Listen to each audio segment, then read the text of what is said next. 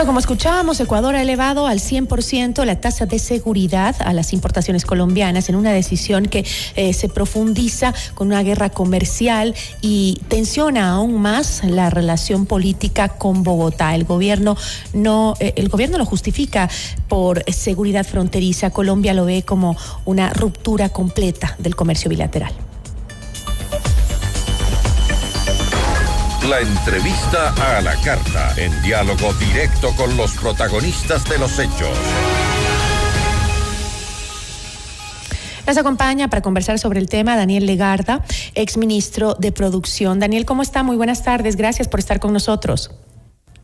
¿Qué tal, Gisela? Buenas tardes, gracias por la invitación, un cordial saludo.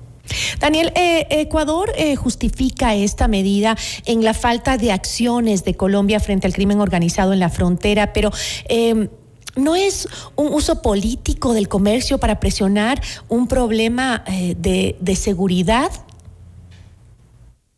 Totalmente, y vemos que de hecho ha rebasado ya todo ámbito técnico y legal.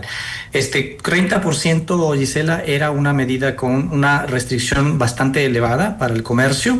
50%, como yo lo había mencionado también anteriormente, se constituye prácticamente en un embargo comercial.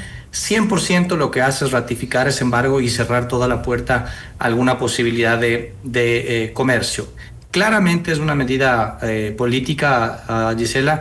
No hay una afectación económica, digamos, adicional muy fuerte frente a lo que ya teníamos en 50, porque 50 ya era bastante fuerte como para mermar y paralizar el comercio. Sin embargo, esto sí abre la puerta, Gisela, para una cuestionamiento, perspectiva negativa sobre más largo plazo de qué es lo que va a pasar ya no solamente con la relación bilateral Ecuador-Colombia, sino también pone en riesgo la existencia de la Comunidad Andina de Naciones. El elevado tono de las discusiones, de los posteos en las redes sociales por parte de los dos mandatarios hace pensar en ese escenario que inicialmente se lo veía como algo sumamente lejano, que no iba a pasar y que las propias autoridades mencionaron que no ese es el objetivo, pues ahora se lo ve mucho más cercano, y eso es lo que aviva mucho más la incertidumbre y la preocupación de los sectores empresariales y productivos de los dos lados de la frontera. ¿Y qué implica justamente en ese ámbito el ingreso de Colombia al Mercosur y su salida de la comunidad andina? Porque ya lo anunció el presidente Petro, dijo ya no hacemos nada allí.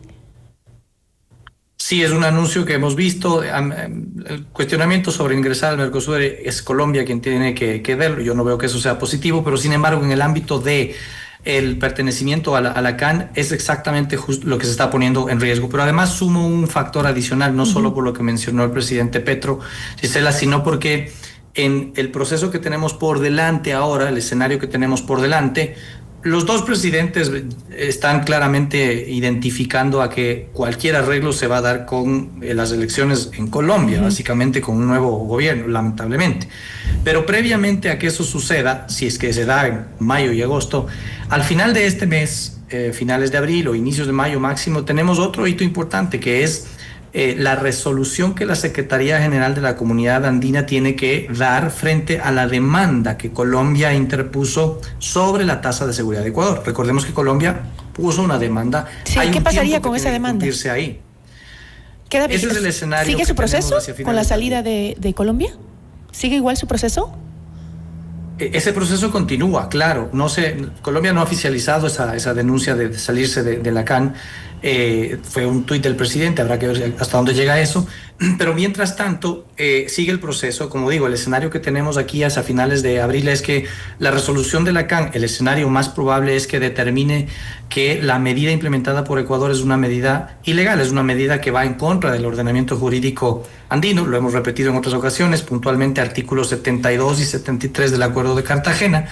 Y claro, la pregunta que yo hago ahí, que muchos empresarios, gremios y demás se hacen ahí es, una vez que tengamos ese eventual escenario, ¿cuál va a ser la respuesta del gobierno de Ecuador? También va a adoptar la recomendación de eliminar la medida, o va a cuestionar la medida y la propia existencia de la Secretaría y de la Comunidad Andina. Por eso este escenario se empieza a volver, lamentablemente, digamos, cada vez más necesario analizarlo y preocupante, evidentemente. Ahora, usted mencionaba que es el fin del comercio entre ambos países con estos aranceles. Le escuché también que desde Colombia algunos empresarios o líderes empresariales también planteaban esa posibilidad. ¿Ecuador está preparado para ese escenario? Buena pregunta, Gisela. Vamos a ver, primero lo que está vigente y con eso la respuesta específica en datos, ¿sí? Lo que está vigente ahorita es la tasa de seguridad de 50% de Ecuador a las importaciones provenientes desde Colombia, prácticamente para el 100% de las importaciones. Muy poquitas excepciones ahí. Y por el otro lado, Colombia tiene activada una medida de reciprocidad que se llama así, de 30% de arancel para un segmento de exportaciones desde Ecuador. No para todas, más o menos es para el 40% de exportaciones de Ecuador.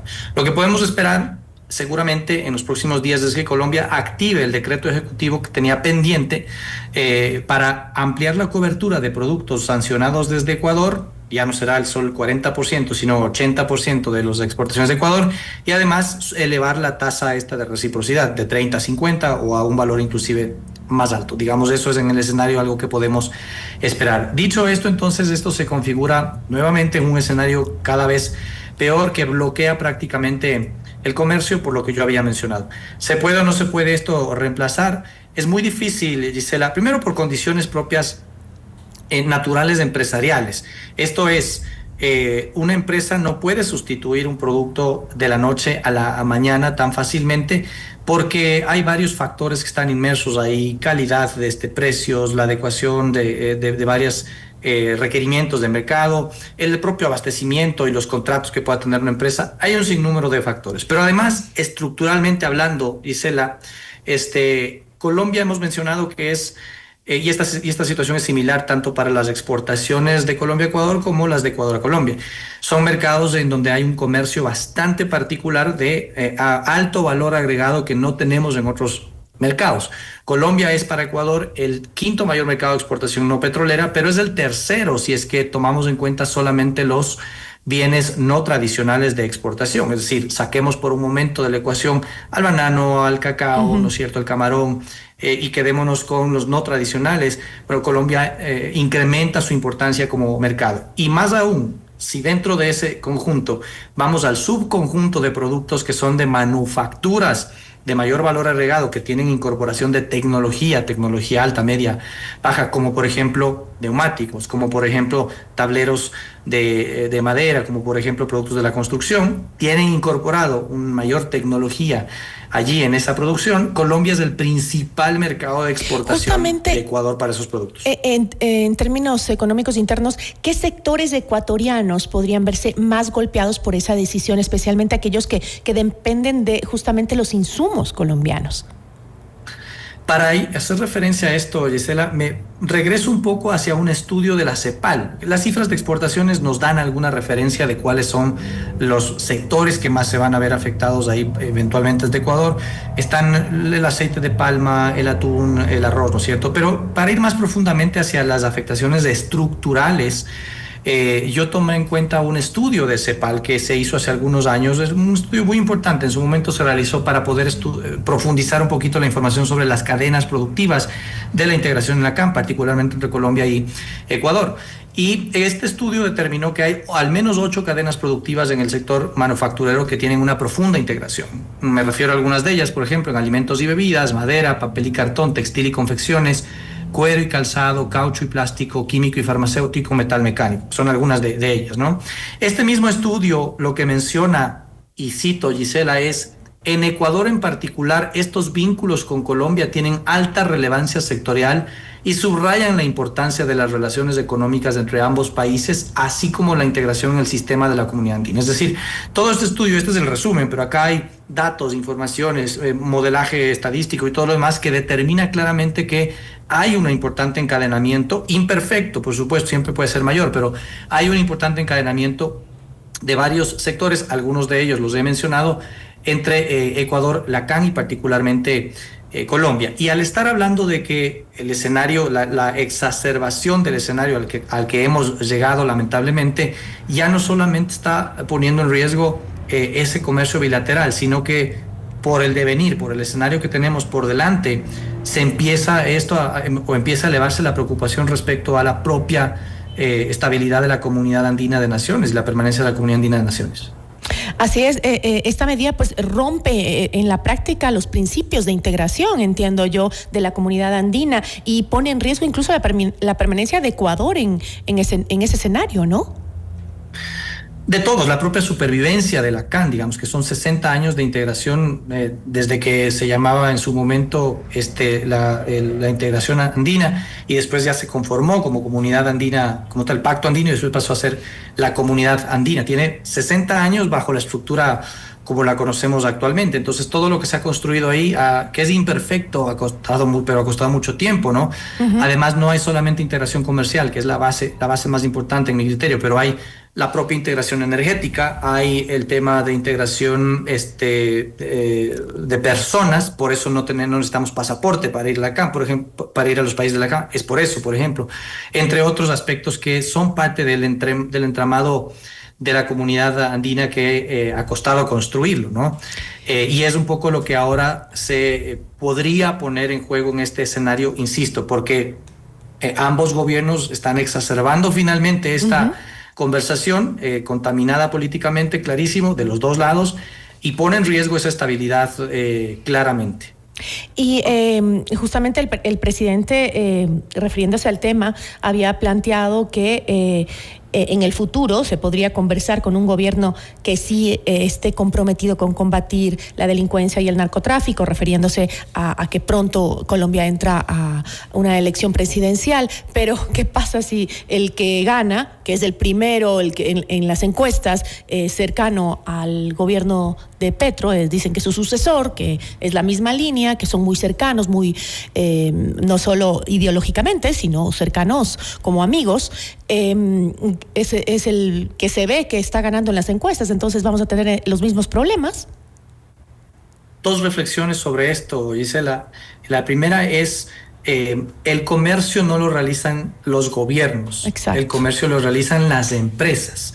Y son las empresas las que han definido durante años, en este caso más de 60 años, las relaciones socios, inversiones, la profundidad, incluso relaciones familiares de colombianos con ecuatorianos y viceversa. Entonces, claro, es algo que se ha venido manteniendo ahí, profundizando durante los años. No es el gobierno el que comercia, son las empresas privadas. Y una empresa elige comerciar con Colombia, importar o exportar, porque tiene ya un negocio, porque es un buen socio, porque tiene una inversión, y esos son el patrimonio que corre riesgo ahora de romperse. La primera reflexión. Y la segunda es respecto a para culminar la primera, decía, esta reflexión nos lleva a que por eso existen normas comerciales en los acuerdos que están para respetarse independientemente de quién esté en el gobierno, ¿sí? De los dos países en este caso. Es justamente para brindar certidumbre de largo plazo y evitar que exista esta imposición de medidas que rompan un poco con esto, ¿no? Y la segunda reflexión que yo realizaba o a la que me quería referir aquí, Gisela, es intentando ver la oportunidad dentro de este muy preocupante problema y un escenario sumamente negativo.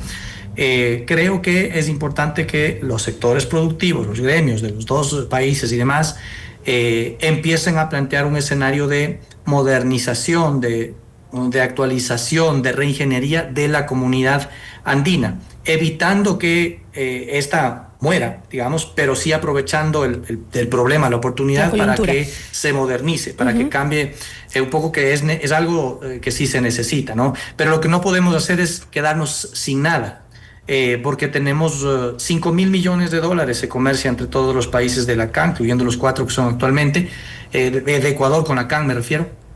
Entonces es importantísimo el comercio que está ahí. Además, a lo que me he referido, el comercio con la CAN es un comercio que tiene una configuración particular, porque hay más productos manufactureros y de valor agregado que no le vendemos a otras regiones en el mundo. Eso hace que también sea muy difícil el poder compensar, sustituir como tal un mercado. Ahora, el gobierno habla de una decisión soberana basada en seguridad nacional y habla de que hay evidencia de que ha bajado el 33% las muertes violentas en la frontera cuando empezó a tomar estas medidas, pero por otro lado los expertos dicen que ese análisis no tiene mucho sentido porque obviamente hay una frontera tan amplia, lo que se está coartando es el comercio legal en la frontera e incrementando el contrabando en la zona. ¿Existe realmente técnicamente una justificación así? Refirámonos a lo que sí hay información, Gisela. Lo primero es, ya empieza a salir información, primero, por ejemplo, una publicación de Inside Crime que dice que claramente la asociación entre comercio informal y economías ilegales hay una relación, y que una medida de esta naturaleza que afecta claramente al comercio formal va a terminar beneficiando al comercio informal. Esa ya fue una alerta. Y otra que he visto hace pocos minutos de Andinatic, que es la Asociación de Transporte Pesado de la Comunidad Andina. Ellos están alertando de que se están activando fuertemente los pasos ilegales en frontera, y ellos, digamos, tienen ojos, oídos y voz en la frontera, entonces conocen mejor que nadie que esto está pasando. Ya son dos alertas de lo que está sucediendo allí. Desde el punto de vista de política pública, Gisela, yo creo que se tienen que mantener por separados los temas. Creo que hay una justificación en el tema de seguridad. Nadie cuestiona el hecho de que se necesita reforzar la seguridad y de que Colombia debe hacer más al respecto. Creo que no hay duda en eso. Hay que aclarar cuáles son específicamente esas acciones. Eso sí tiene que identificarse, pero no tiene por qué ser el comercio y las empresas que hacen comercio el rehén de este tipo de decisiones, porque al final del día estamos afectando a quien no tenemos que afectar, ¿no? Ejemplo de esto es cómo el afectar al importador formal de insumos médicos que además sirven para el sistema de salud y que ahora tienen que pagar 50 o 100 o ya no podrán pagar. ¿Cómo mejora eso la seguridad? Es evidente que no hay una relación en eso, ¿no? Del otro lado, ¿cómo el poner un arancel de 30% de reciprocidad a las exportaciones de neumáticos del Ecuador ayuda a la seguridad? No tiene una relación, evidentemente. Entonces, esta exacerbación de las circunstancias y de la situación pues ha llevado al escenario en el que estamos, y la afectación económica es indudable. La pregunta va a ser ¿de cuánto va a ser la afectación económica? Ahora, para terminar, Daniel, más allá de este discurso de seguridad, estamos viendo una escalada política entre los gobiernos de Daniel Noboa y Gustavo Petro que está terminando por trasladarse directamente al bolsillo de los ciudadanos, tanto de Ecuador como de Colombia. Claro, a la economía en general. Este es un golpe que va a tener sus impactos en la economía en general. Algunos de los sectores he mencionado acá. Ese impacto no lo podemos anticipar de cuánto y de qué magnitud, porque deberemos tener información. Pero de que va a haber un impacto negativo, va a haber un impacto negativo, Gisela. Para finalizar esto es el tema de balanza comercial, ¿no es cierto? El hecho de que la información pública ha mostrado de que es positivo ahora la balanza comercial y que se ha dado la vuelta. Yo quiero contrastar esto de manera técnica porque primero estamos viendo que caen rotundamente las importaciones y las exportaciones se mantienen ahí. Entonces es evidente que vas a pasar de un saldo negativo a un saldo positivo, pero además estamos leyendo solo las cifras parciales. El comercio se va a afectar mucho más en lo que viene. Y sigo con esto para culminar. Voy a poner el ejemplo de Estados Unidos. Con Estados Unidos, el comercio que mantenemos al año 2025, datos oficiales, tenemos un déficit de más de $2,000 millones con ese mercado. Y se acaba de anunciar hace un mes la firma de un acuerdo recíproco que le abre el mercado a Estados Unidos y que por lo tanto es muy probable que va a profundizar ese déficit comercial. Solamente lo estoy poniendo como contraste. Uno más, para culminar, Emiratos Árabes Unidos. Se firmó igualmente hace un poco más de un mes un acuerdo comercial con Emiratos, o Emiratos tiene con nosotros un déficit. Tenemos nosotros un superávit de más de $220 millones. Emiratos podría estar diciendo que Ecuador es un mal socio comercial porque nosotros le vendemos más de lo que le compramos. Y no es esa la realidad, no está diciendo eso ni se acerca. La verdad es que hay un acuerdo comercial que se ha firmado, que es positivo, que avanza en los objetivos de integración del país.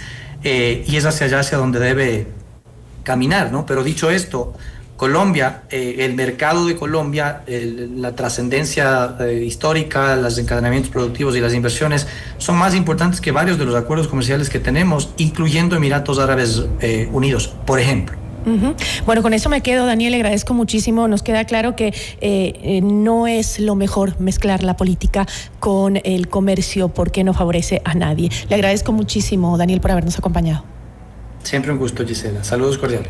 Una buena tarde. Estuvo con nosotros Daniel Legarda, exministro de Producción. Notimundo.